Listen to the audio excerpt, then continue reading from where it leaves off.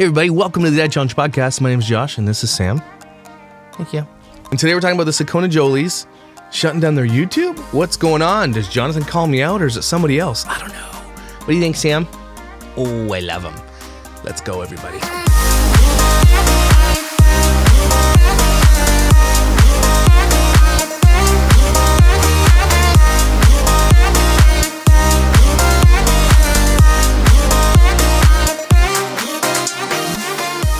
So today's going to be a little bit of a weird video because there's some celebration to be had. There's some congratulations to be given. There's some props to be handed out. And with Jonathan Joly, I'm actually surprised at the humility that I've seen at the end of this thing and not surprised at the other things. I guess we'll figure it out. So during the premiere yesterday, we realized that Jonathan had deleted all of his videos off of his YouTube channel. I don't think he deleted them. We'll take a look today to see if there's some kind of drop or whatever in his views. You'll see that if a creator deletes or privates, you'll see a loss of views, massive loss. We did that with Piper Raquel. We realized I think they removed 2 billion views from their channel. It's a lot of videos. So we'll look at that after this. But during that premiere, people were like, he deleted it. I checked it out. It looked like he deleted it or unlisted at least or privated his videos, right? A lot of people were going there because you could pay to be a member of the YouTube channel and see all that content, but that wasn't there either. So the title threads are going off the hinge. People are sending me screenshots of so many comments and so many things. It's like the internet was on fire. Jonathan Joly made it's a big deal what he did, right? So, and then he came out with a Tik Tok and explained it, and I guess let's have a look at it and let's see what he says. So I've deleted all of my YouTube videos that I spent the last 14 years making. Let me explain why. Just because everybody tells you at one point in time that what you're doing is right doesn't necessarily mean that that will always be right. I don't think that you're ever right. Although I will say this about family vloggers, especially his era, the OGs. I don't think that they honestly thought they were doing anything wrong. I truly don't. I think I've said that a bunch of times. I don't think that people honestly put their kids out there for Chomos and Plutos to have access to. I don't think that they did. I think that once they found out and didn't remove it, though, that's when, you're like, okay, well, you know now. So why is your shit still up there? That was kind of what people were thinking of. I mean, so he can lean on that, sure, because I would honestly believe that most family vloggers did not do this as, predator bait. Honestly don't. I mean, some have, and we're going to look at a couple TikToks in the coming future of some of these moms who do that. So stand by. I don't know if making YouTube videos was the right or wrong thing to do, but I did it. And it shows me this video of this guy in America who basically is paying his rent by making YouTube videos. Now, a lot of people are saying that that's me. But first, I'm not American, and I think Jonathan knows that I'm not American. Actually, we both know the same person in some ways, by the way. I'm not going to tell you who it is, but yeah. Unless he's talking about me, I'm flattered. I know that these people do watch my videos. I've grown to a level where, I'm over 115,000 subscribers now. I don't consider myself a tiny channel anymore. I used to say this all the time. I'm a nothing channel. I'm a nobody. I'm still really small. But once you kind of hit 100,000 subscribers and you get checkmarked and everything, you do become a different style creator in YouTube. You do get more benefits. You do get more visible and all that kind of stuff. So I don't consider myself a tiny. I consider myself a small to medium-sized channel now. So I do know that a lot of family vloggers watch my videos on them. I have had them reach out to me. I know family vloggers who watch my videos on them and they love them, even though I'm roasting them, right? Brampties were one, they were watching it and they laughed until the end, until I got serious, and then they didn't laugh anymore. But I do know that family vloggers watch my videos on them. Mostly because they like the roasting, maybe they think it's funny. But a lot of times they actually are listening to what I have to say. And I'm not saying that they're changing their content based on me. I don't ever want that to be a thing. But if he's talking about me, I'm not American. But if he is talking about me, good.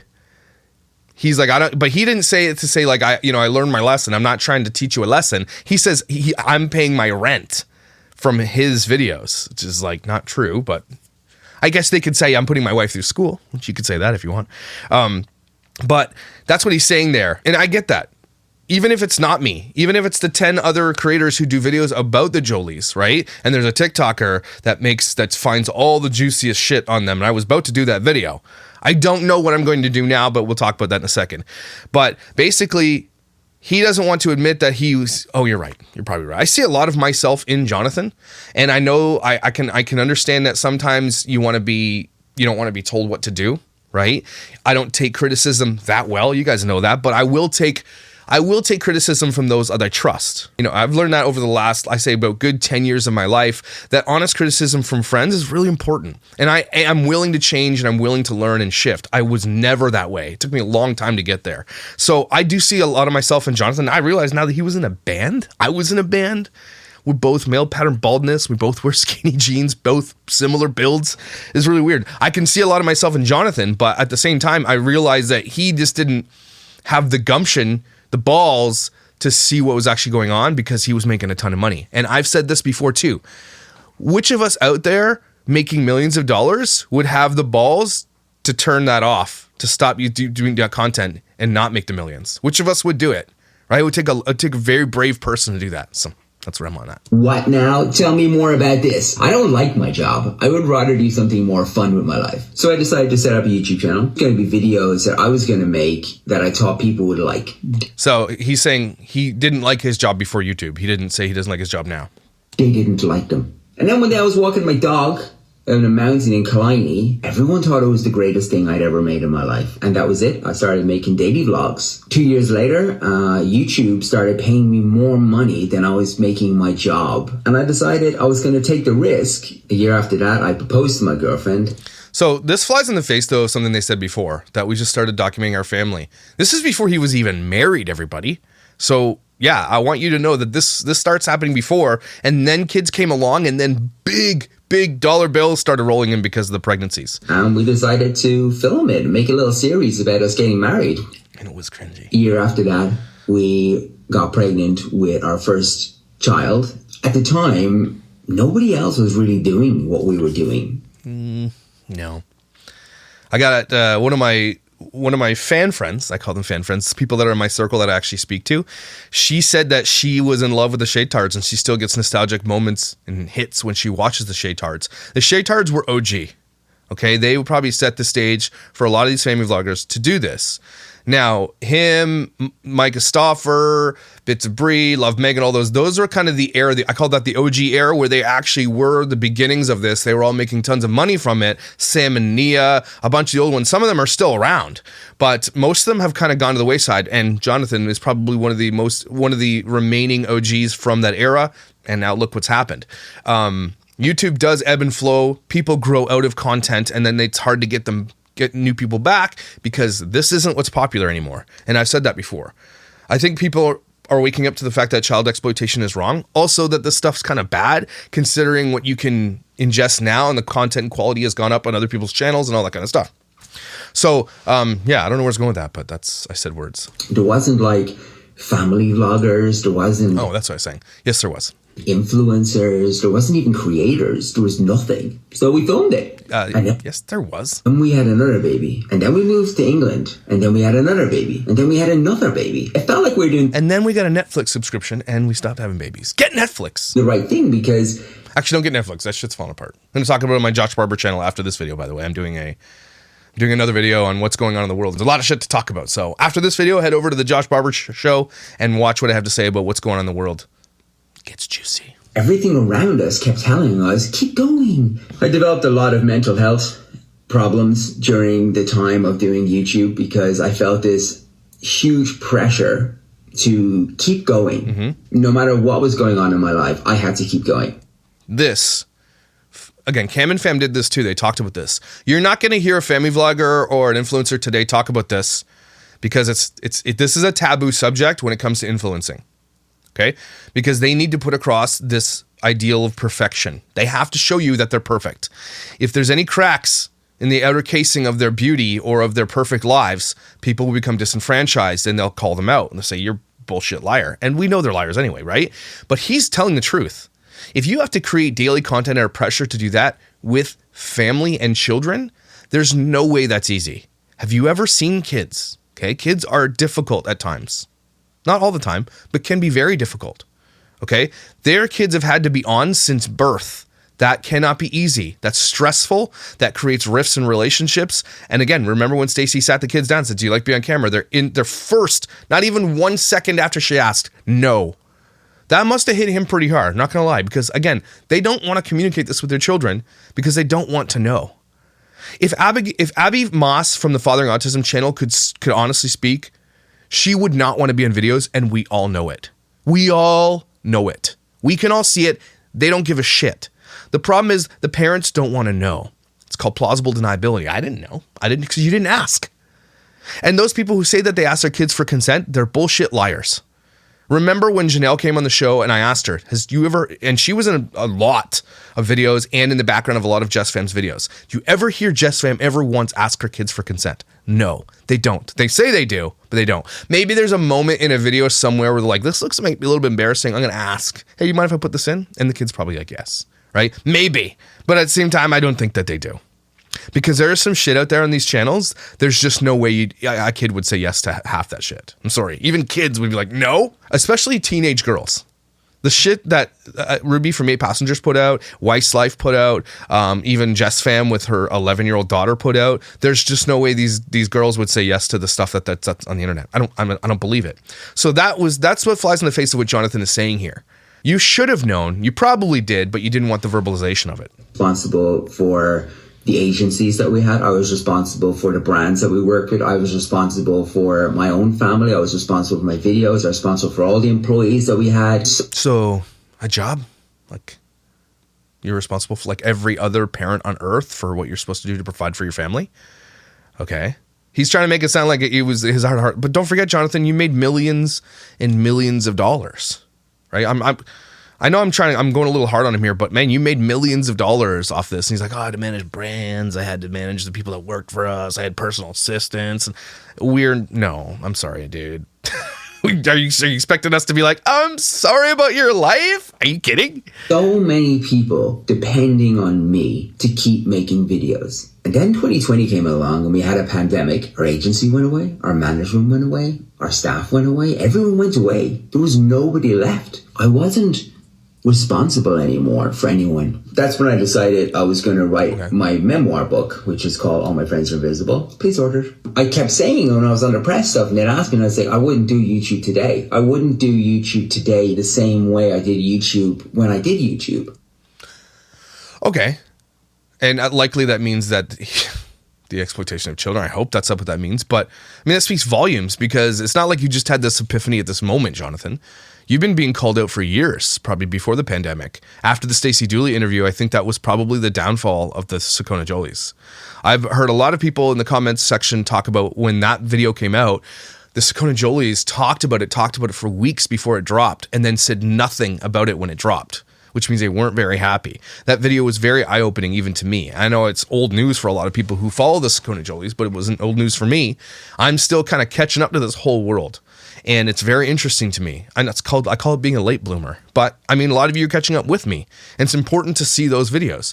So I just don't believe what he's saying here, because if that were the case, why didn't you do this before? Is it after you made all your millions and now you're not maybe able to make millions anymore? I don't know. I wouldn't do a family vlog anymore. And that's when I started to sort of stop making YouTube videos, which brings us to today. If you're a parent and you have children, you know how socially aware your children are. And that's when I started thinking, maybe it's time to not only, stop doing it, but also to sort of erase it. I love my children. Erase it. If that's the case, John, then why is your TikTok still full of your kids, especially Edie, wearing girls' clothing and telling a story and all that kind of stuff? Your TikTok is still completely full of it. You've got 2.2 million followers on TikTok. We'll see in a second. But if that's the case, why just YouTube and why not the rest? TikTok is the same. I don't understand his logic here. Is YouTube demonetized them or something? I don't know. I love my children more than I love my YouTube videos. He has a post and someone sent it to me. And I swear to God, I got choked up a little bit when I saw that post he made. But I didn't cry or anything. I was just like, okay, that hit me as a father. It hit me pretty hard. Okay, you rarely ever hear them say this. And that's very, very telling, and it's probably going to be something I'm going to push for the rest of my time on YouTube. Do you love your kids more than you love the money that you make on YouTube? That's a question. Jonathan just said, I love my kids more than I love my YouTube. And respect. I know you guys don't expect me to say that to Jonathan Jolys. Respect to you for saying that. Although I hope your actions do follow soon, especially when it comes to your TikTok and your Instagram. But at the same time, you got to give him respect because he deleted his YouTube videos and he said, I love that, but my kids are more important to me. But it's hard because his TikTok is still only about his children. But I got to say that. Saying that was really important because now I'm going to call it every effing family vlogger on earth. And all you have to do is ask this one simple question. Do you love the money more than you love your children? And if you say that you love your children more, but keep the content up that keeps them in front of chomos and maps and discussing people and exploits their privacy and everything else, then you're a straight bullshit liar, and that's all we need to see. Your actions in this case speak louder than your words. A lot of parents say they love their kids, and I do believe that they do love their children. But I honestly still also believe that these people who make money off their children love the money more. And it's so self-evident by what they put on the internet. Okay?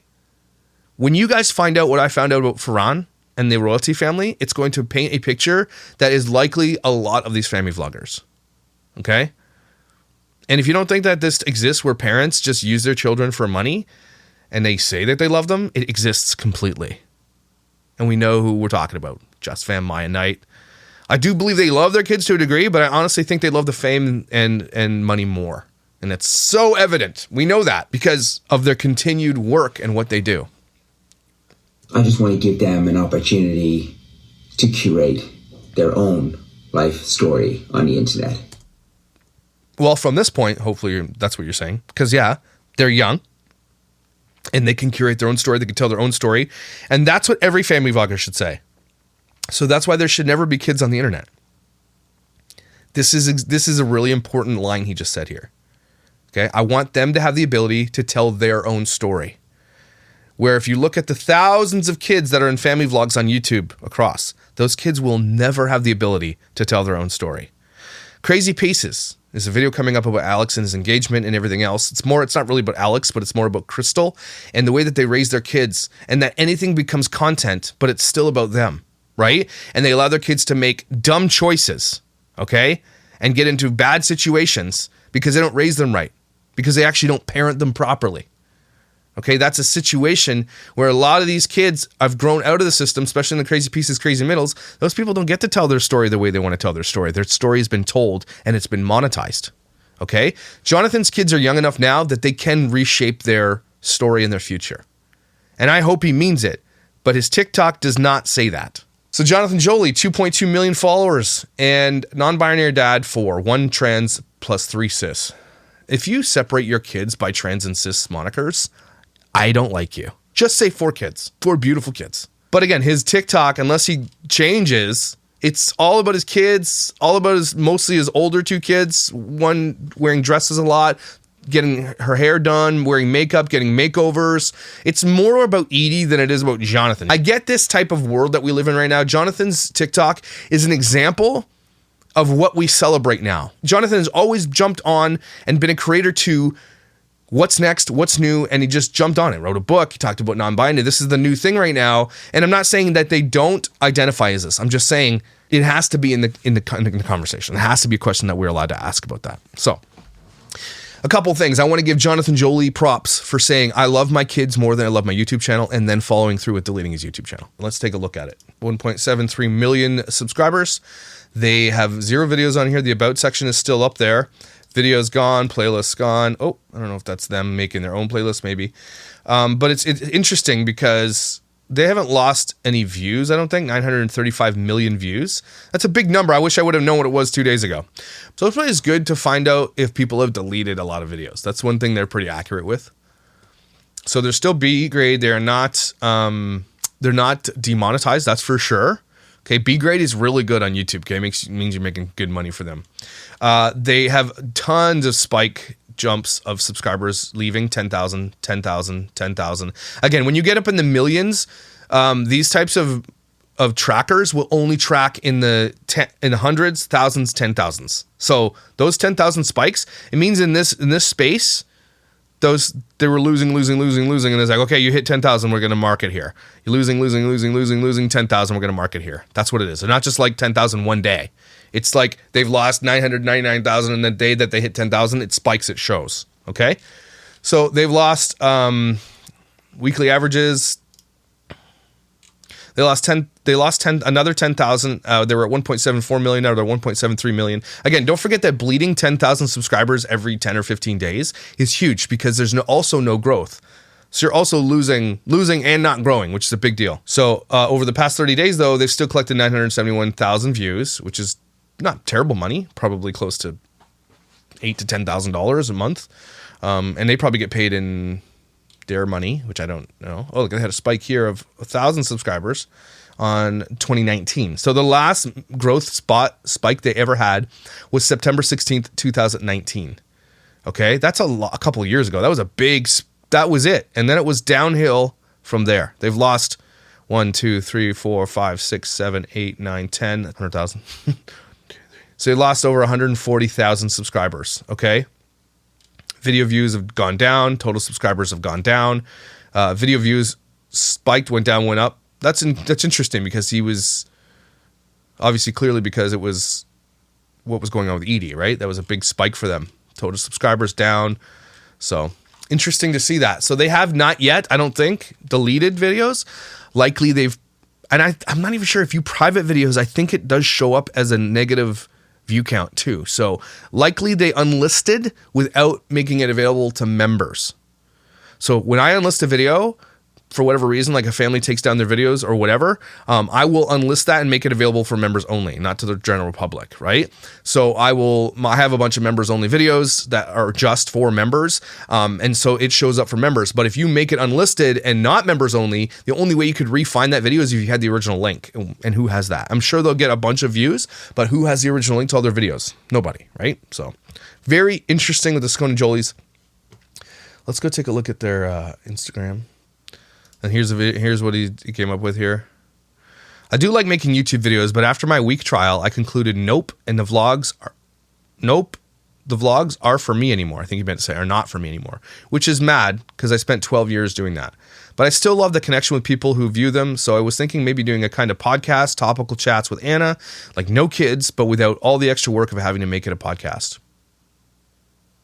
I agree. Again, I've told lots of family vloggers, a lot of people think I'm just out for blood and I want everybody to get canceled. That's not the case. This is what I want you to do. If you have a family vlog and you're interesting to talk to and you think people want to hear what you have to say, do that. Just don't include your kids. Awesome. If you can survive that way and make money, good for you, man. I love it. Create. I do. So good for you. Jonathan is, if I know Jonathan, and I know Jonathan because I'm very similar to him, we've got to be doing something. We can't just sit stagnant. Even if you have millions of dollars and you're set for life, there's no way Jonathan can not start creating or doing something. He's got to do something. He'll feel useless if he doesn't. Even if you make tons of money for your family and everybody's taken care of, if you're not doing something, you feel like a useless twat. I know that feeling. Then we've been parents for 10 years now, and in that time we have failed a lot and succeeded. We have had to deal with some major issues and some minor ones too. Our parenting journey was nothing like I expected it was going to be, but we made it this far. Also, we have kept our relationship alive for 15 years of 4 kids. I missed 1 miscarriage and 6 dogs. It won't be for everyone, and honestly, I think it's more for me because I got some things to say about some things. I think he's talking about the podcast they might be doing. But it's so crazy how similar I am to Jonathan and Anna. I've been married for 15 years, 4 kids. They didn't have 6 dogs, but they're dogs, directly. But you know what I mean? Like, it's so, I don't know. I feel like Jonathan would have been cool if he didn't do this shit. Do you ever sometimes think to yourself, holy shit, I'm in my 40s or whatever age you are. I've got 4 kids or whatever you have. Like, I'm probably halfway through my life now. So it's time to start doing stuff for me before it's too late. Yes, as a dude who's going through his midlife crisis probably right now without the motorcycles and shit, I do have a lot of moments where I'm just kind of driving around thinking, my God, I'm 40. I do like what I've done in my life. I have some major accomplishments. But at the same time, it's time to, like, I think a lot of people, especially who have money, think differently than people don't. Most people just have to work till they die, and that really sucks. But if you have money and you're accomplished, You could do whatever. This is a different kind of world they live in. Like, okay, I want to do something else, like travel. Like, who said they were shutting down their YouTube channel, go traveling? Ace Family, right? They have so much money. They're like, oh, we're just going to go travel now. Right? That's different than what normal people get to do. So even in the throes of the channel crashing, he's like, I'm just thinking about what else I can do. That doesn't require actually doing any real work. He says this, just because everybody tells you at one point in time that what you're doing is right doesn't mean it'll always be the case.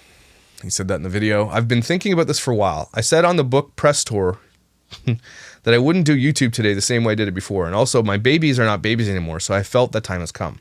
I honestly feel like, okay, it's the last one, but I honestly feel like Jonathan and Anna are going to be like just relaxing after this. I guarantee they're going to be like, because they did take a while off and probably enjoyed that time off and said, okay, this is great.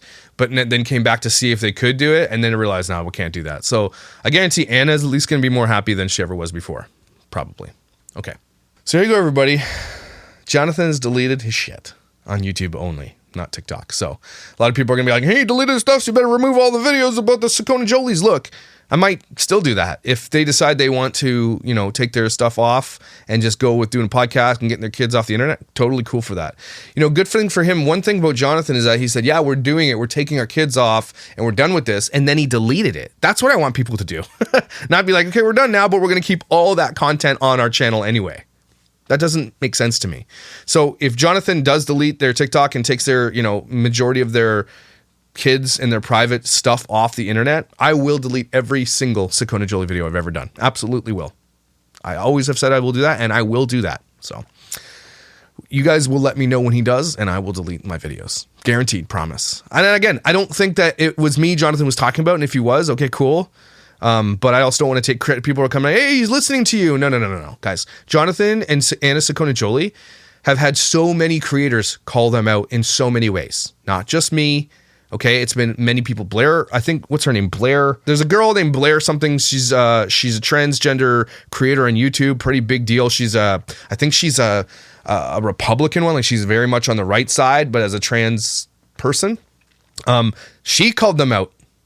And so that's a big deal. So guys, I would like to say that I'm a part of this, and I think I am, but I'm not the main reason. So please don't be telling people that. I don't think so. But Jonathan, if you met me, let me know. Because that would be awesome. That means that I did have an impact, and I'm glad I did.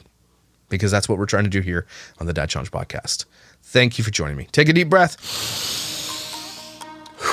You guys are incredible, brilliant, and lovely. And don't ever forget how valuable you are. And I will see you tomorrow. And also on the Josh Barbour show, because there's one coming.